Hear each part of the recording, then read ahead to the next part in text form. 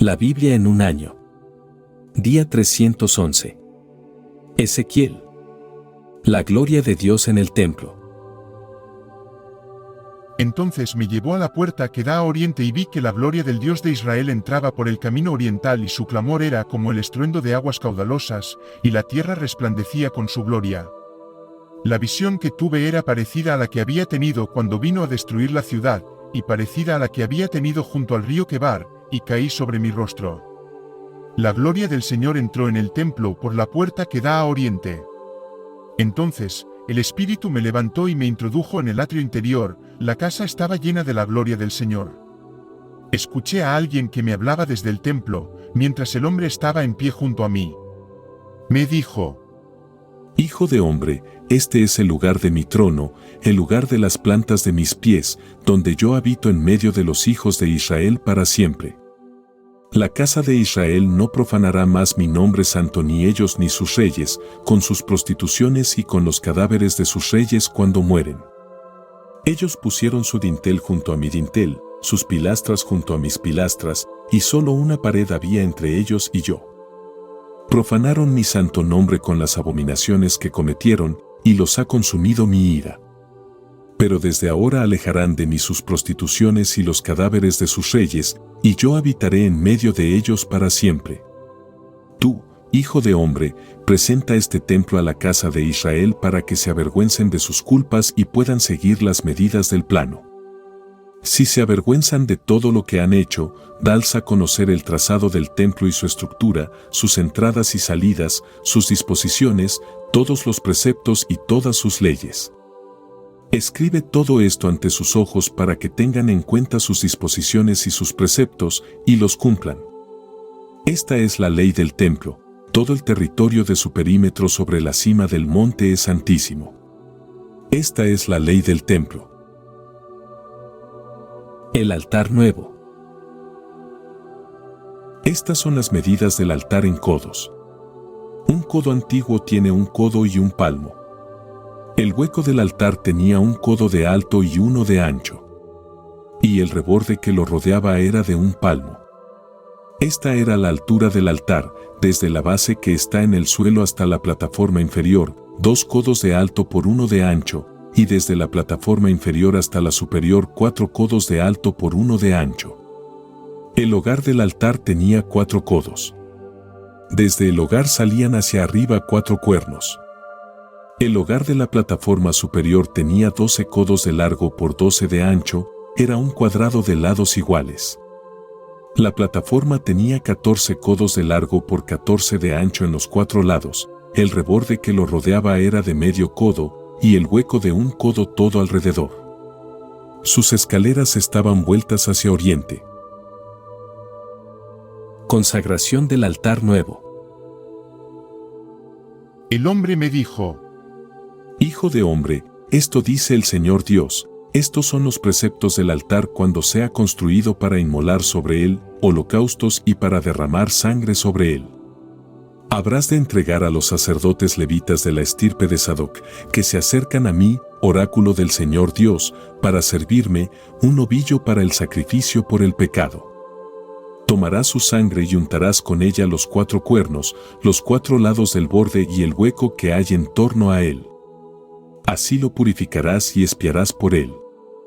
Tomarás el novillo del sacrificio por el pecado y lo quemarás en el lugar del templo destinado a ello, fuera del santuario. El segundo día, ofrecerás un macho cabrío sin defecto para el sacrificio por el pecado. Y se purificará el altar como se hizo con el novillo. Cuando completes la purificación, ofrecerás un novillo sin defecto y un carnero sin defecto. Los ofrecerás ante el Señor y los sacerdotes pondrán sal sobre ellos y los inmolarán en holocausto para el Señor. Durante 7 días ofrecerás diariamente un macho cabrío por el pecado y ofrecerás también un novillo y un carnero sin defecto. Durante 7 días harán la expiación por el altar, lo purificarán y lo consagrarán. Pasados esos días, desde el 8º y en adelante, los sacerdotes ofrecerán sobre el altar sus holocaustos y sus sacrificios de comunión y yo me complaceré en ustedes, oráculo del Señor Dios. El nuevo culto. Me hizo volver hacia la puerta exterior del santuario, que da a oriente, y estaba cerrada. Y me dijo el Señor: Esta puerta permanecerá cerrada, no se abrirá y nadie entrará por ella, porque el Señor Dios de Israel ha entrado por ella. Permanecerá cerrada. Solo el príncipe, por ser príncipe, se sentará ante ella para comer el pan delante del Señor. Entrará por el camino del vestíbulo de la puerta y saldrá por el mismo camino. Exclusión de los profanos. Me hizo entrar luego por la puerta del norte delante del templo y vi que la gloria del Señor llenaba el templo del Señor y caí sobre mi rostro. Y me dijo el Señor: Hijo de hombre, guarda en tu corazón, mira con tus ojos y escucha con tus oídos lo que voy a decirte sobre todos los preceptos del templo del Señor y sobre todas sus leyes. Pondrás atención en las entradas del templo y en todas las salidas del santuario. Dirás a los rebeldes, a la casa de Israel: esto dice el Señor Dios, son ya suficientes sus abominaciones, casa de Israel. Han introducido extranjeros incircuncisos de corazón e incircuncisos de carne para instalarse en mi santuario y profanar mi templo, mientras ofrecen mi pan, la grasa y la sangre. Han quebrantado mi alianza con todas sus abominaciones. No han procurado cuidar de mis cosas santas, y han puesto extranjeros en su lugar como servidores de mi servicio en mi santuario. Esto dice el Señor Dios: ningún extranjero, incircunciso de corazón e incircunciso de carne, entrará en mi santuario, ningún extranjero que esté en medio de los hijos de Israel. Los levitas. También los levitas que se han apartado de mí cuando los hijos de Israel se alejaron de mí para ir tras sus ídolos, cargarán con su culpa.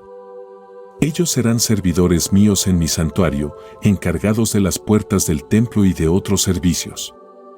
Ellos degollarán las víctimas del holocausto y del sacrificio por el pueblo, y permanecerán ante ellos para servirlos. Pero como les sirvieron ante sus ídolos y fueron motivo de pecado para la casa de Israel, juro a mano alzada contra ellos, oráculo del Señor Dios, cargarán con su culpa. No se acercarán a mí para desempeñar mi sacerdocio, ni se acercarán a mis cosas santas ni a las santísimas. Cargarán con su deshonra y con las abominaciones que cometieron. Los haré guardianes del templo y de su servicio y de todo lo que se haga en él. Los sacerdotes. Los sacerdotes levitas hijos de Sadoc que observaron el ministerio de mi santuario cuando los hijos de Israel se alejaron de mí, ellos se acercarán a mí para servirme, y permanecerán en mi presencia para ofrecerme grasa y sangre, oráculo del Señor Dios. Ellos entrarán en mi santuario y se acercarán a mi mesa para servirme y consolidarán mi servicio. Cuando entren por las puertas del atrio interior se pondrán vestiduras de lino. No llevarán ninguna ropa de lana cuando oficien en las puertas del atrio interior y en el templo. Llevarán en sus cabezas turbantes de lino y un calzón de lino a la cintura. No se ceñirán nada que provoque sudor. Cuando salgan al atrio exterior, donde está la gente, se quitarán los vestidos con los que han oficiado, los dejarán en las habitaciones santas y se vestirán con otras ropas para no hacer impuro al pueblo con sus vestidos. No se raparán la cabeza, ni se dejarán crecer el cabello, sino que se lo cortarán con cuidado. Ningún sacerdote beberá vino cuando entre al atrio interior. No tomarán como mujer ni a viuda ni a repudiada, sino solo a una doncella de la estirpe de Israel. Pero pueden tomar como mujer a la viuda de un sacerdote. Enseñarán a mi pueblo la diferencia entre lo santo y lo profano, enseñarán a distinguir entre lo puro y lo impuro. En un pleito ellos se pondrán en pie para juzgar, y juzgarán según mis leyes. En todas mis solemnidades guardarán mis leyes y mis preceptos y santificarán mis sábados. No se acercarán a ninguna persona muerta para no contaminarse. Solo podrán contaminarse con el padre, la madre, el hijo, la hija, el hermano y la hermana que no tenga marido. Después de haberse purificado, se contarán 7 días y el día que entre al atrio interior del santuario para oficiar en el santuario, ofrecerá un sacrificio por el pecado, oráculo del Señor Dios. Tendrán solo esta heredad, yo seré su heredad. No les darán ninguna posesión en Israel, yo seré su posesión. Comerán la oblación, el sacrificio por el pecado y el sacrificio por el delito, y será para los sacerdotes cuanto sea consagrado en Israel. Lo mejor de sus primicias y todas las ofrendas reservadas de cualquier cosa que ofrezcan serán para los sacerdotes. Darán al sacerdote las primicias de su harina, para que la bendición repose sobre su casa. Los sacerdotes no comerán ningún animal muerto o despedazado, sean aves o bestias. Sabiduría. Para tus santos, en cambio, había la mayor luz.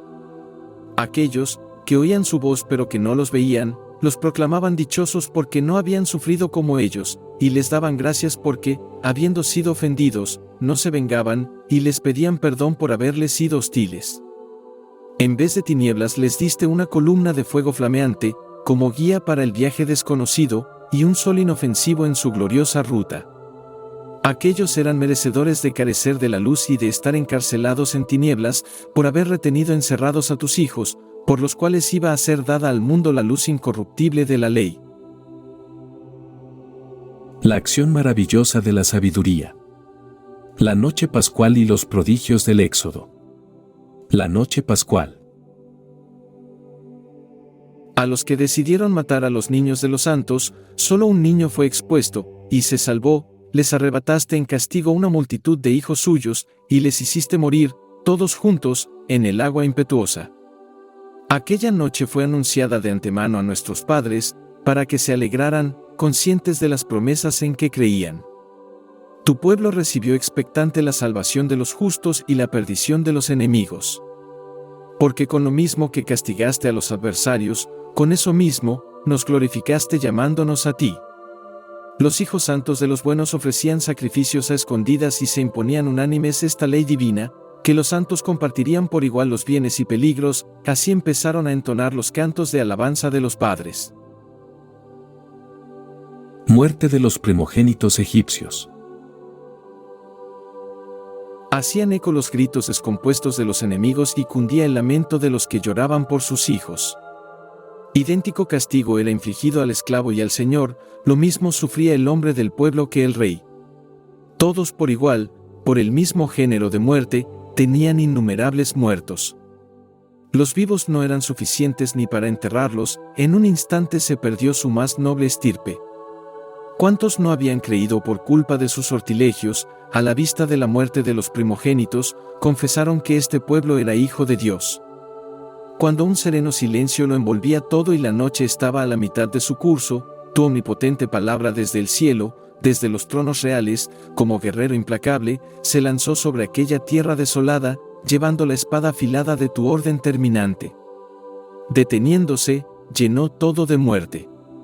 De una parte, tocaba el cielo, de otra, se apoyaba en la tierra. Entonces, de pronto, les asaltaron visiones de sueños terribles, les invadieron temores inesperados. Uno aquí, otro allá, caídos medio muertos, manifestaban la causa de su muerte, pues los sueños perturbadores se lo habían preanunciado, para que no perecieran sin saber por qué padecían. Carta a Hebreos. Por medio de la fe, podemos alcanzar el descanso prometido por Dios. Puesto que la promesa de entrar en su descanso permanece en vigor, tengamos cuidado, no vaya a ser que alguno de ustedes piense que queda excluido. Porque a nosotros se nos ha anunciado el Evangelio igual que a ellos, pero a ellos de nada les aprovechó la palabra que oyeron, porque no estaban unidos mediante la fe a los que la habían escuchado. Porque los que hemos creído hemos entrado en el descanso, según está dicho, por eso juré en mi ira, no entrarán en mi descanso, aunque las obras divinas estaban ya hechas desde la creación del mundo.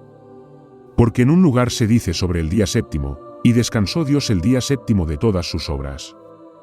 Y en este lugar repite, no entrarán en mi descanso. Dado, por tanto, que algunos habrán de entrar en él, y que los primeros en recibir la buena nueva no entraron a causa de su desobediencia, vuelve a fijar un día, hoy, cuando afirma por David al cabo de tanto tiempo, como ya se ha dicho, si hoy escuchan su voz, no endurezcan sus corazones. Porque si Josué les hubiera proporcionado el descanso, él no habría hablado después sobre otro día. Queda por tanto reservado un tiempo de descanso para el pueblo de Dios. Porque quien entra en el descanso de Dios, descansa también él, de sus trabajos, lo mismo que Dios de sus obras. Apresurémonos a entrar en ese descanso, a fin de que ninguno caiga en la misma clase de desobediencia. El poder de la palabra divina.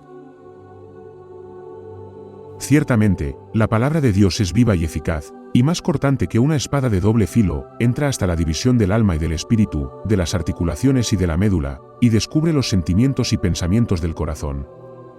No hay ante ella criatura invisible, sino que todo está desnudo y patente a los ojos de aquel a quien hemos de rendir cuenta. Cristo, sumo sacerdote, es superior a los sacerdotes de la ley mosaica. Nuestra confianza se apoya en el sacerdocio de Cristo. Ya que tenemos un sumo sacerdote que ha entrado en los cielos, Jesús, el Hijo de Dios, mantengamos firme nuestra confesión de fe. Porque no tenemos un sumo sacerdote que no pueda compadecerse de nuestras debilidades, sino que, de manera semejante a nosotros, ha sido probado en todo, excepto en el pecado. Por lo tanto, acerquémonos confiadamente al trono de la gracia, para que alcancemos misericordia y encontremos la gracia que nos ayude en el momento oportuno.